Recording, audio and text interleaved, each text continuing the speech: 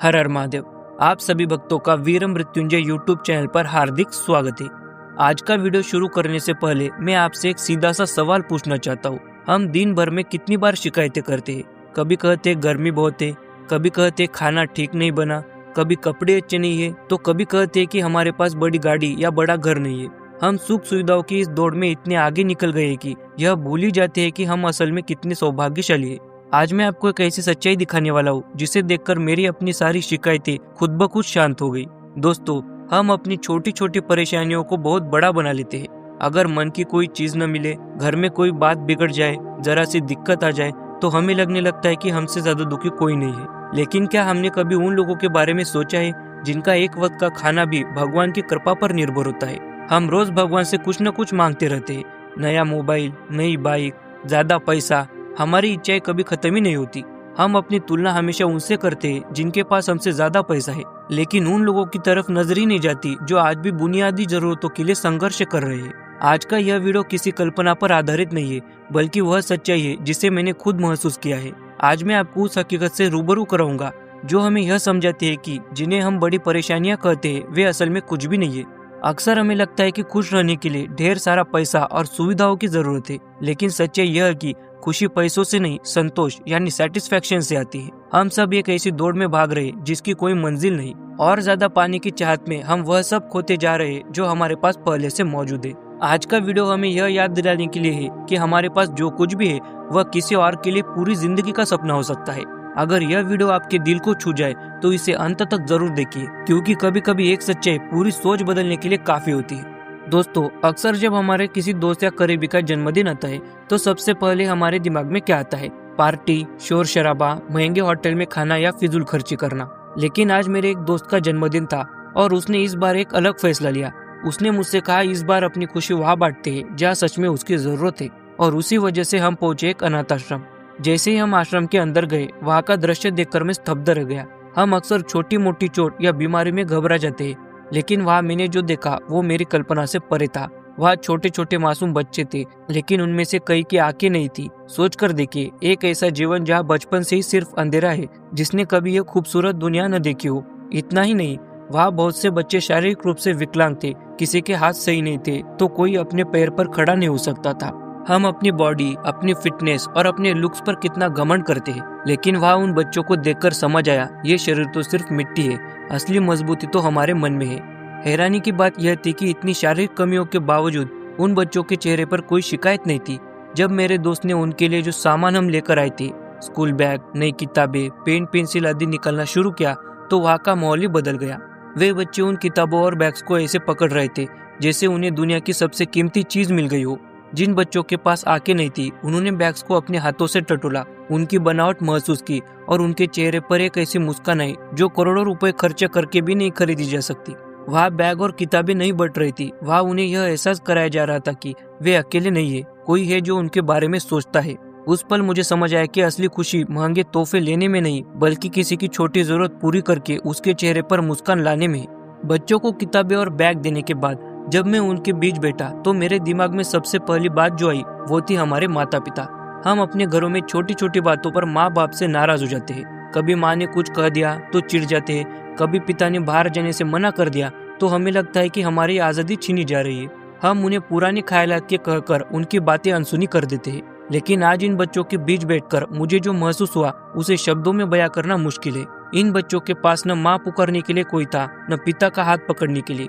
हम जिस डांट से भागते हैं, ये बच्चे उसी डांट के लिए तरसते हैं। उनके पास कोई नहीं है जो रात को उन्हें चादर ओढ़ा सके या सुबह प्यार से जगा सके। मैंने गौर किया कि उनके लिए आश्रम के कर्मचारी ही संसार के सब कुछ है।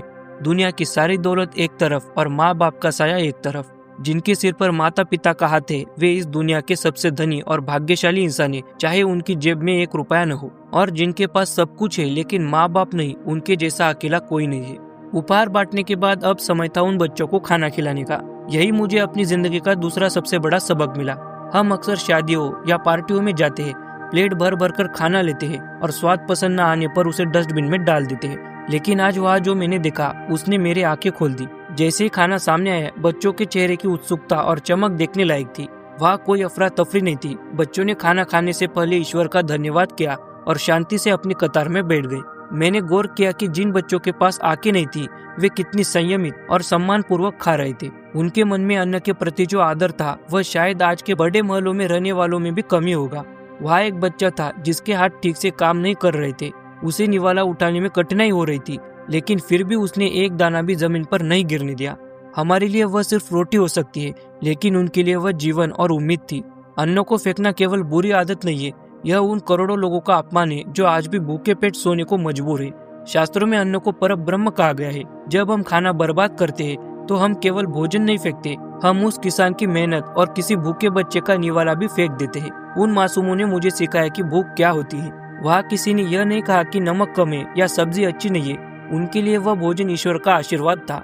अगली बार जब आप अपनी थाली में खाना ले तो उन मासूमों को याद करिए जिनके लिए 2 वक्त की रोटी पाना भी किसी संघर्ष से कम नहीं है। थाली में उतना ही ले जितना आप संतोष पूर्वक खा सके।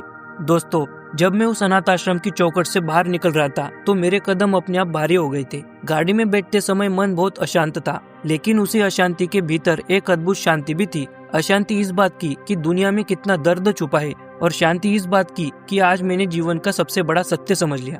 आज मैंने वहां जाकर कुछ देकर उन बच्चों की मदद नहीं की।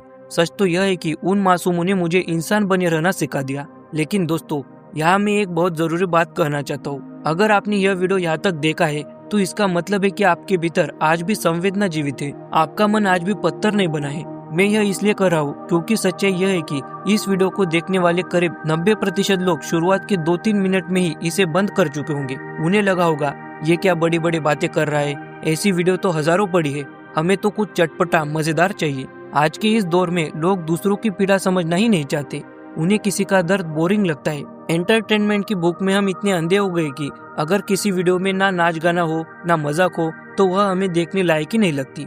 मेरा उन लोगों से बस एक छोटा सा सवाल है, क्या हम इतने पत्थर दिल हो गए कि किसी मासूम का खाली हाथ और उसकी बिना रोशनी वाली आंखें हमें 2 मिनट रुककर सोचने पर भी मजबूर नहीं करती? मैं यह बिल्कुल नहीं कह रहा कि आप सिर्फ मेरी ही वीडियो देखें, नहीं, मैं बस इतना कहना चाहता हूँ कि कभी कभी ऐसे अनुभव, ऐसी बातें और ऐसे वीडियो हमें वो सिखा जाते हैं जो दुनिया का कोई बड़ा स्कूल नहीं सिखा पाता। इसे सिर्फ कंटेंट मत समझिए, बल्कि यह एक सबक है, क्योंकि यही सबक आपके जीवन में उस समय काम आएगा जब आप खुद को अकेला महसूस करेंगे। वीर मृत्युंजय चैनल का असली उद्देश्य भी यही है कि उस सच्चाई को स्वीकार करना जिसे दुनिया अक्सर छिपा देना चाहती है। हम मंदिरों में भगवान को ढूंढते हैं, लेकिन आज मुझे समझ आया कि भगवान उन मासूम मुस्कुराहटों में विराजमान है जिनके पास न कल की चिंता है और न आज का लालच। ईश्वर ने हमें ये आंखें, ये मजबूत हाथ और ये पैर सिर्फ अपने लिए महल खड़े करने के लिए नहीं दिए हैं। ये हाथ इसलिए है ताकि हम किसी गिरते हुए को सहारा दे सके। ये आंखें इसलिए ताकि हम उस दर्द को देख सके जो शब्दों तक नहीं आ पाते। याद रखिए, जब आप इस दुनिया से जाएंगे तो कोई यह नहीं पूछेगा कि आपके बैंक में कितने करोड़ों थे। लोग बस यह याद रखेंगे कि आपकी वजह से कितने चेहरों पर मुस्कान आई थी। जाने से पहले मैं आप सभी से 2 छोटे संकल्प चाहता हूँ। कोई बड़े वादे नहीं, बस इंसानियत से जुड़े 2 छोटे कदम। पहला, आज रात अपने माता पिता के पास कम से कम 10 मिनट बैठेगा, उनका आभार व्यक्त कीजिएगा कि उन्होंने आपको ऐसा जीवन दिया जहां आपको रोटी के लिए तरसना नहीं पड़ता। और दूसरा संकल्प, आज के बाद अपनी थाली में अन्न का एक दाना भी बर्बाद मत कीजिएगा। अगर आपने ये 2 बातें मान ली तो मेरा यह वीडियो बनाना और आपका इसे अंत तक देखना दोनों सफल हो जाएंगे। मानवता की इस ज्योति को अपने भीतर जलाए रखिए, क्योंकि अंधेरा बहुत है और हमें उजाला बनना है। आज का यह वीडियो यही समाप्त होता है। हम फिर मिलेंगे एक नई वीडियो के साथ। तब तक के लिए हर हर महादेव, जय माता आदिपराशक्ति।